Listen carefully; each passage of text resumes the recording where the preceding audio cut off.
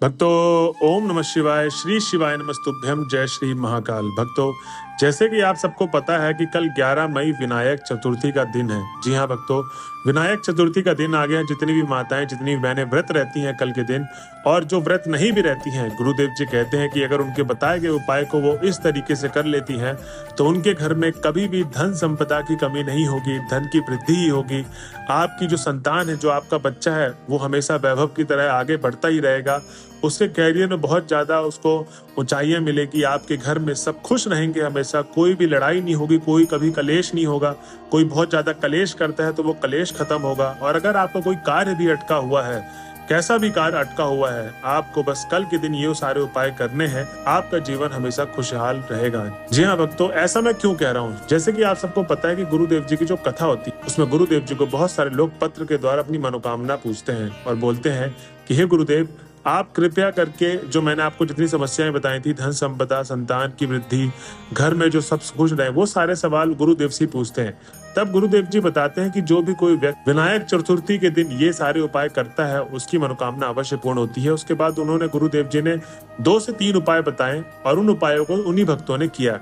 ठीक 1.5 से 2 महीने बाद वो भक्त वापस आते हैं गुरुदेव की कथा में और वो पत्र दोबारा से लिखते हैं। भक्तों, आपको विश्वास नहीं होगा, इस बार वो पत्र लिखते हैं धन्यवाद के रूप में और कहते हैं, हे गुरुदेव, आपने हमें जो उपाय बताया था, हमने उस उपाय को घर में जाके किया और उपाय करने मात्र से हमारे घर में जो भी दुख दुविधा, धन नहीं टिकता था, कर्जा बहुत बढ़ गया था, कलेश बहुत होता था घर में, वो सब की सब जड़ से समाप्त हो गई हैं और आज हमारा जीवन बहुत ज्यादा खुश मंगल है। गुरुदेव, आपका कोटि कोटि धन्यवाद। अब भक्तों, आप भी सोच रहे होंगे कि आखिर गुरुदेव जी ने उनको ऐसा कौन सा उपाय बताया जिसको करने मात्र से उन सब की मनोकामना पूर्ण हो गई। तो चिंता मत करिए, कैसे करना है, कब करना है, पूरा एकदम मैं डिटेल में समझाने वाला हूँ। बस मेरी आपसे यही दरखास्त है कि आप वीडियो को एकदम लास्ट तक सुनिएगा। और जैसे कि मैं पिछली वीडियो में और सारी वीडियो में बोलता हूँ कि जो भी आप मेरे उपाय सुनते हैं, मेरी आपसे यही दरखास्त रहती है कि आप उस उपाय को लिख लें और जब भी करने जाएं तो उस उपाय को देख के स्मरण करके जाएं, क्योंकि ज्यादातर लोगों की मनोकामना पूर्ण इसलिए नहीं होती क्योंकि वो आधा अधूरा या गलत उपाय करके जाते हैं। तो मैं यही चाहता हूं कि आप लोग गलती ना करें, उस उपाय को लिख लें और जब भी उपाय को करने जाए तो देख लें। चलिए चलते हैं उपाय की तरफ और देखते हैं कि गुरुदेव जी ने ऐसा कौन सा उपाय बताया था जिसको करने मात्र से विनायक चतुर्थी के दिन उन सब की मनोकामना पूर्ण हो जाएगी और जीवन खुश मंगल हो जाएगा। उससे पहले जिस किसी ने अभी तक हमारे चैनल को सब्सक्राइब नहीं किया है तो चैनल को कर ले सब्सक्राइब और बेल नोटिफिकेशन को भी ऑन कर ले, जिससे गुरुदेव जी की आने वाली अपकमिंग वीडियोस आपको मिलती रहे।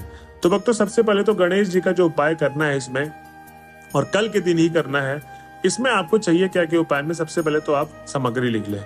इस उपाय में आपको चाहिए 5 ध्रुवा, मोदक का भोग लगाना है आपको तो मोदक ले लें, और 1 घी का दीपक गोल बाती वाला लगाना है। कौन सा वाला? गोल बाती वाला 1 घी का दीपक लगाना है। ठीक। अब भक्तों, कल के दिन आपको ये पूजा करनी है शाम के समय पे और इस उपाय को भी करना है शाम के समय पे। ठीक। 6 बजे से आप कभी भी कर सकते हैं, 6 बजे के बाद उपाय को।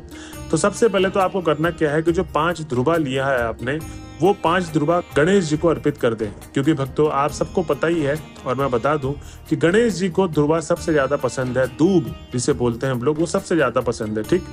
उसके बाद आपको क्या करना है, जो दूब होगी उसको चढ़ाने के बाद उसके बाद आपको मोदक का भोग लगाना है और गोल बाती का दिया सामने लगा के गणेश जी को जो भी समस्या है अपनी जीवन से रिलेटेड, चाहे संतान की वैभव से रिलेटेड हो, चाहे आपके घर में धन संपदा की कमी हो, धन की वृद्धि नहीं हो रही है और धन आता है चला जाता है, धन टिकता ही नहीं है, या आपके घर में सब खुश रहे, उनकी मंगल कार्य के लिए आप मनोकामना कर रहे हो, या कोई आपका कार्य अटका हुआ है, उसके लिए भी आप समस्या बोलकर गणेश जी को आपकी जो भी मनोकामना है वो आपको क्या करना है, गणेश जी को बोल देना है। अब भक्तों, करना क्या है इसके बाद, जो आपने वहां पर 5 ध्रुवा चढ़ाए थे, धूप चढ़ाए थे, वहां से आप 2 धूप उठा लें। अब गणेश जी से 2 धूप उठाने के बाद सबसे पहले तो आपका जो मेन गेट है, जो सबसे बाहर वाला जो मेन गेट है, उसमें आपको वो धूप टगा देना है। जैसे आप नजर गट्टू वगैरह टगाते हैं मेन गेट में, ऐसे ही आपको वहां पर धूप जो आपने गणेश जी को चढ़ाया था, उनसे आशीर्वाद के रूप में वो धूप लिया है, वो एक अपने मेन गेट पे लगा दे।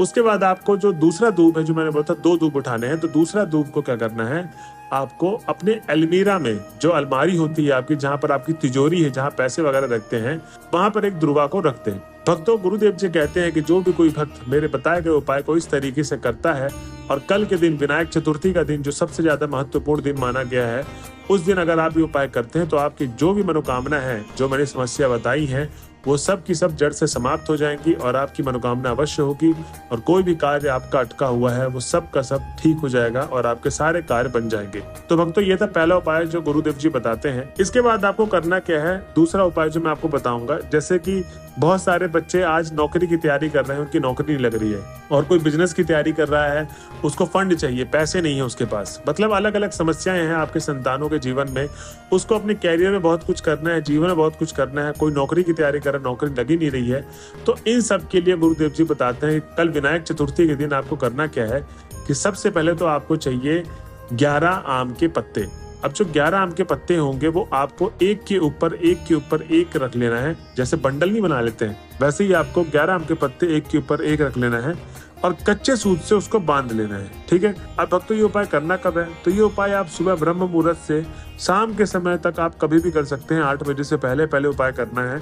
और ध्यान रहे जो 11 आम की पत्ती लेंगे आप, वो एकदम ताजी होनी चाहिए, कहीं से कटी पट्टी ना हो बस, ठीक।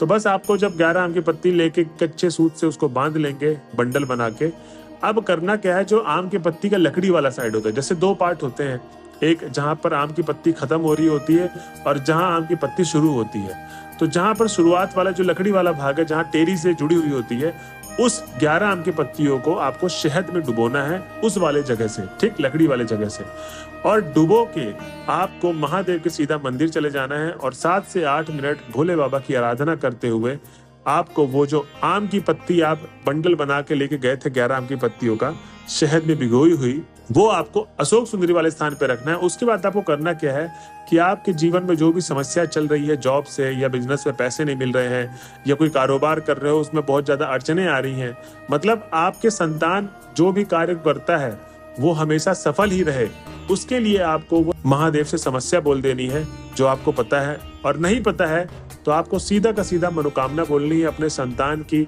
लाइफ की वृद्धि के लेकर, और उसके बाद महादेव को आप 1 लोटा जल समर्पित करके घर की तरफ आ जाएं। भक्तों, गुरुदेव जी कहते हैं कि जो भी मेरे भक्त मेरे बताए गए उपाय को कल विनायक चतुर्थी के दिन इस 11 आम के पत्ते वाले उपाय को करते हैं तो उसकी जो भी मनोकामना है, जो भी दिक्कतें हैं, वो सब की सब पूरी हो जाएगी और वो जीवन भर जो बच्चा है वो आगे ही जाता रहेगा, कभी भी पीछे नहीं आएगा और वो हमेशा लाइफ में ग्रो करेगा, उसका जीवन बहुत ज्यादा आसान हो जाएगा और खुशमय हो जाएगा। तो भक्तों, ये था गुरुदेव जी का दूसरा उपाय जो गुरुदेव जी बताते हैं। तो भक्तों, ये थे 2 उपाय जो गुरुदेव जी ने उस कथा में बताए थे कि आपको विनायक चतुर्थी के दिन करना है। बस मेरी यही दरखास्त है कि जैसे जैसे मैंने आपको बताया है वैसे वैसे ही आपको करना है, इसमें कोई अपने हिसाब से नहीं कि मैं इसको आगे कर दूं या इसको पीछे कर दूं, जैसा जैसा बताया गया वैसा वैसा ही करना है, तभी आपकी मनोकामना आपकी पूर्ण होगी। तो भक्तों, ये थी आज की वीडियो। अगर वीडियो के आप लास्ट तक पहुंच चुके हैं तो श्री शिवाय नमस्तुभ्यम लिखना ना भूलें। मिलते हैं अगले वीडियो में, जब तक के लिए बने रहे हमारे चैनल में। हर हर महादेव।